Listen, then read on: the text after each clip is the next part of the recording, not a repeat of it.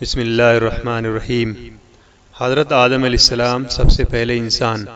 بچوں، ہم یہ بات برسوں سے سنتے چلے آ رہے ہیں، انسان بندر سے پیدا ہوا ہے۔ ایسا نہیں ہے، اللہ تعالیٰ نے انسان کو مٹی سے بنایا اور سب سے پہلے انسان حضرت آدم علیہ السلام تھے۔ حضرت آدم علیہ السلام سب سے پہلے انسان ہیں جن کو اللہ تعالیٰ نے دنیا میں بھیجا، اور سب سے پہلے زمین پر نبی بھی آپ ہیں۔ آپ ہی کی اولاد ساری دنیا میں پھیلی۔ آپ کا ذکر قرآن پاک میں 29 مرتبہ آیا ہے۔ جب اللہ تعالیٰ نے دنیا کو آباد کرنے کا ارادہ کیا تو اس نے فرشتوں سے کہا، میں دنیا میں اپنا ایک نائب یعنی خلیفہ بنانا چاہتا ہوں۔ فرشتوں نے کہا، اے اللہ، تو دنیا میں ایسے شخص کو نائب بنانا چاہتا ہے جو خرابیاں کر کے خون خرابہ پیدا کرے۔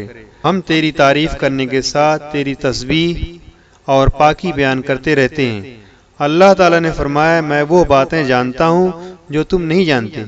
اللہ تعالیٰ نے حضرت آدم علیہ السلام کو سب چیزوں کے نام سکھا دیے، پھر ان کو فرشتوں کے سامنے پیش کیا اور فرمایا، اگر تم سچے ہو تو مجھے ان کے نام بتاؤ۔ انہوں نے کہا کہ تو پاک ہے، جتنا علم تو نے ہم کو بخشا ہے اس کے سوا ہم کو کچھ نہیں معلوم۔ جب وہی سوال آدم علیہ السلام سے کیا تو انہوں نے سب کا نام بتا دیا۔ پھر اللہ تعالیٰ نے فرشتوں کو حکم دیا کہ تم آدم علیہ السلام کو سجدہ کرو، تو وہ سب سجدے میں گر پڑے، مگر شیطان نے سجدہ نہیں کیا۔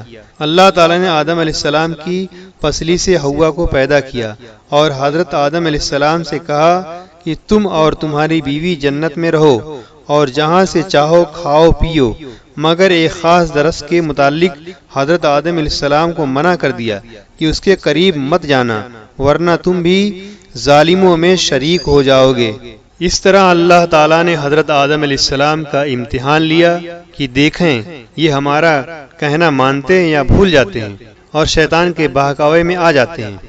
شیطان جو پہلے ہی حضرت آدم علیہ السلام سے ناراض تھا کہ ان کی وجہ سے وہ اللہ تعالیٰ کی لعنت اس نے قسم کھائی تھی کہ میں حضرت آدم علیہ السلام اور ان کی اولاد کو قیامت تک بہکاتا رہوں گا، حتیٰ کہ اللہ تعالیٰ کا کہنا نہ مانے اور برائیاں پھیلائے۔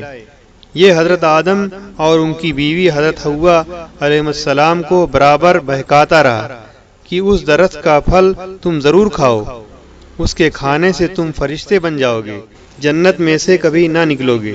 آخر ایک دن حضرت آدم علیہ السلام اور ان کی بیوی حضرت حوا بھول سے شیطان کے بہکاوے میں آ گئے اور درخت کا پھل کھا لیا۔ پھل کھاتے ہی بے پردہ ہو گئے اور جنت کا لباس ان کے بدن سے غائب ہو گیا، اور وہ جنت کے درختوں کے پتوں سے اپنے بدن کو چھپانے لگے۔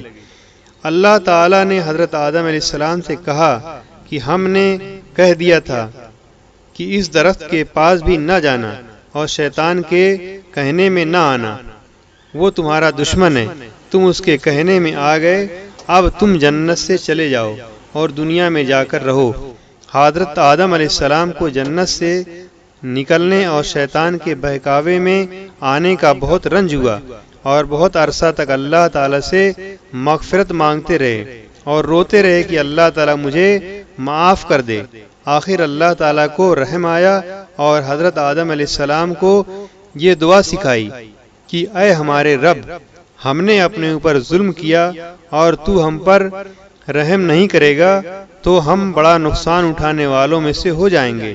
تو حضرت آدم علیہ السلام نے یہ دعا بہت گڑ گڑا کر مانگی۔ اللہ تعالیٰ تو بہت رحم کرنے والا ہے، جب کوئی بندہ گناہ کر لیتا ہے اور سچے دل سے توبہ کر لیتا ہے کہ اے اللہ، یہ گناہ تو مجھ سے غلطی سے ہو گیا، آئندہ سے نہ کروں گا، تو اللہ تعالیٰ معاف کر دیتے ہیں۔ چنانچہ حضرت آدم علیہ السلام کو بھی اللہ تعالیٰ نے معاف کر دیا اور پھر کہا کہ تم اور تمہاری اولاد دنیا میں رہو، اور یہ بات یاد رکھو کہ جب میری طرف سے کوئی نبی علیہ السلام میری ہدایت لے کر تمہارے پاس آئے تو تم اس کا کہنا ماننا۔ جو میرے بھیجے ہوئے نبیوں کا کہنا مانے گا اس کو پھر کوئی خوف نہ ہوگا اور نہ غم ہوگا، اور جو لوگ میرے نبیوں کی بات کو نہیں مانیں گے اور ہماری آیتوں کو جھٹلائیں گے وہ دوزخ میں جائیں گے اور ہمیشہ اسی میں رہیں گے۔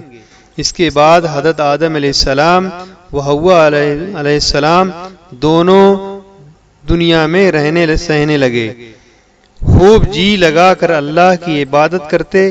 ان کی بہت سی اولاد ہوئی اور دنیا میں سب جگہ آباد ہوتی رہی۔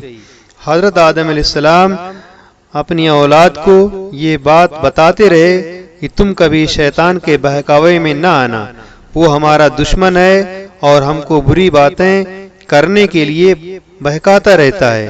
ہمیشہ اللہ کی عبادت کرنا، سچ بولنا، کسی پر ظلم نہ کرنا، ایک دوسرے کے نیک کاموں میں مدد کرتے رہنا۔